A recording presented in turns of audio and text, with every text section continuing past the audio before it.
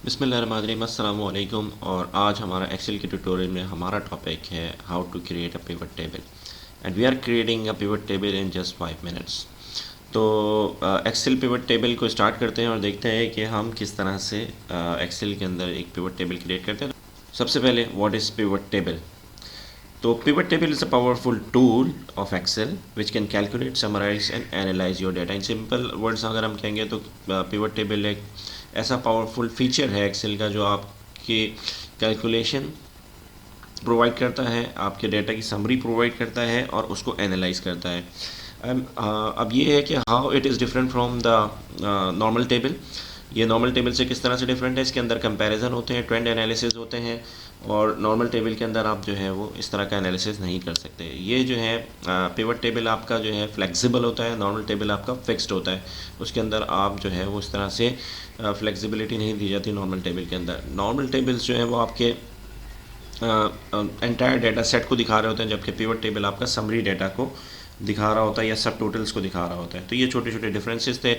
और अब यहाँ पर आप जब पिवट टेबल क्रिएट करने जा रहे होते हैं तो सबसे पहले आपको ये देखना होगा कि यहाँ पर कोई ब्लैंक हेडिंग नहीं होनी चाहिए, यानी कि ब्लैंक कॉलम नहीं होना चाहिए और कोई ब्लैंक रो नहीं होना चाहिए। तो ब्लैंक हेडिंग हमारी नहीं है, कोई कॉलम ब्लैंक नहीं है और रोज़ भी हमारी इस वक्त ब्लैंक नहीं है। तो हम इसका पिवट टेबल क्रिएट करते हैं। तो उसके लिए हमें करना ये होगा कि हमें जाना होगा इंसर्ट में जाने के बाद यहाँ पिवट टेबल पे क्लिक कर दें। अब पिवट टेबल में जब आप क्लिक करेंगे तो यहाँ आपको सिलेक्ट अ टेबल और अ रेंज आपको देनी होगी। तो आप यहाँ से रेंज, अगर आपका एक्सेल के अंदर ही है डाटा तो ये वाली रेंज सेलेक्ट कर लें, और अगर आप कहीं एक्सेल से हट के कहीं से डाटा आ रहा है तो आपको एक्सटर्नल डाटा सोर्स कलेक्ट करना होगा। न्यू वर्कशीट पे अगर आप इस पिवट टेबल को क्रिएट करना चाह रहे हैं तो न्यू वर्कशीट, वरना एग्जिस्टिंग वर्कशीट।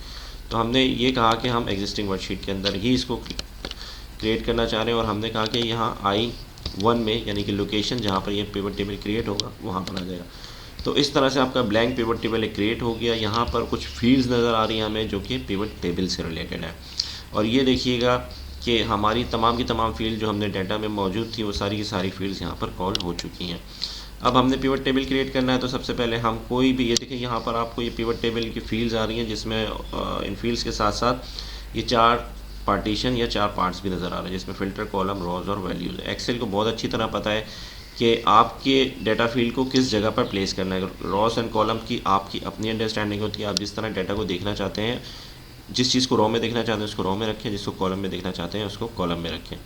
और यहाँ पर वैल्यूज़ जो कि ज़्यादातर नंबर्स वगैरह में आ रही होती है। फ़िल्टर्स आपका ये होता है कि अगर आप किसी स्पेसिफिक चीज़ पर, हेडिंग पर देखना चाह रहे हैं उसको फ़िल्टर लगा के, जैसे एक्सेल के फ़िल्टर्स होते हैं, तो आप यहाँ से देख सकते हैं। तो सबसे पहले नेम्स को उसने रॉज में ले लिया। अब हमारा रॉ हेडिंग जो इस वक्त नेम बन गई। और उसके बाद प्रोडक्ट हमने कॉलम में रख ली। तो ये प्रोडक्ट ABC, ये डिस्टिंक्ट सारी वैल्यूज़ दिखा रहा है एक्सेल में। अब हमारे पास यहाँ पे नेम्स तो बहुत सारे आ रहे हैं, लेकिन इस वक्त जो रिपीट हो रहे हैं सारे नेम, और ये 4 नेम्स जो हैं वो आपके डिस्टिंक्ट हैं। इसी तरह प्रोडक्ट भी ABC डिस्टिंक्ट है। क्वांटिटी आप उठा लें वैल्यूज़ के अंदर, और अब आपके ये पिवट टेबल बन चुका है जिसके अंदर आपको समरी डाटा मिल चुका है कि आसिफ ने प्रोडक्ट A की सेल्स जो की है वो 160 यूनिट्स की है, इसी तरह B की 130, 56 C की, और इस तरह 346 टोटल। अब इसकी डिटेल्स अगर हमने देखनी है तो हम किसी भी सेल पर रख के डबल क्लिक कर सकते हैं। मैं कहता हूँ मिसाल के तौर पे आसिफ ने प्रोडक्ट A सेल की है, लेकिन किस किस रीजन में की है वो मुझे दिखा दो, इसकी सेल्स क्या क्या हुई है ये मुझे दिखा दो, और किन किन डेट्स में सेल हुई है सारी। अगर आप डिटेल देखना चाहते हैं तो इस पर डबल क्लिक करें तो आपके पिवट टेबल से पहले एक नई शीट क्रिएट हो जाएगी और यहाँ पर आपको वो सारी डिटेल दिखा रहा होगा, यानी कि आसिफ प्रोडक्ट A, और क्वांटिटीज़ अगर आप देखेंगे तो ये मैच हो रही होंगी उसी के साथ 160 क्वांटिटीज़, और यहाँ पे भी 160 क्वांटिटीज़। तो इस तरह डबल क्लिक करके जो है वो आप सारी डिटेल देख सकते हैं कि आसिफ ने किस रीजन में प्रोडक्ट A को सेल किया है, किस डेट्स के अंदर, और क्या सेल हुई है। तो ये सारी डिटेल्स आप इसके अंदर देख सकते हैं। अब इसी तरह से अब आप क्या चाहते हैं, आपने कहा ठीक है मुझे एक्सेल के अंदर पिवट टेबल क्रिएट करना आ गया, मैं एक्सेल में पिवट टेबल बना लेता हूँ, और अब उसके बाद यहाँ पे ग्रैंड टोटल जो आ रहा है इसको चेंज करना चाह रहा हूँ। तो ग्रैंड टोटल्स के चेंज करने के लिए आपने क्या करना है, डिज़ाइन में जाना है, ग्रैंड टोटल में आना है। यहाँ पर आप रोज़ और कॉलम दोनों में आपको नज़र आ रहा है, आप इसी ऑफ़ कर दें, दोनों में से गायब हो जाएगा। किसी एक में रखना चाहें या दोनों में रखना चाहें दोनों में आ जाएगा। इसी तरह से एक में रखना चाहें रोज़ में तो सिर्फ रोज़ में आ गया, कॉलम्स में रखना चाहेंगे तो सिर्फ कॉलम्स में आ जाएगा। इसी तरह हमने कहा कि भाई दोनों में आप रखते हैं, तो दोनों के लिए हम इसको ऑन कर देंगे, on for rows and column, ये आ गया। अब इसी तरह बैंडेड रॉज है, बैंडेड रॉज का मतलब ऑल्टरनेट रॉज जो है आपकी बैंड हो जाएंगी, बैंडेड हो जाएंगी। इसी तरह ऑल्टरनेट कॉलम्स बैंडेड करने हो तो ऑल्टरनेट कॉलम्स बैंडेड हो जाएंगे। अब आप इसको कोई डिज़ाइन या स्टाइल अपनी मर्ज़ी का दे सकते हैं। ये सारे स्टाइल्स मौजूद हैं, कोई भी स्टाइल जो आपको समझ में आया आपने वो सेलेक्ट किया और इसको अप्लाई कर दिया।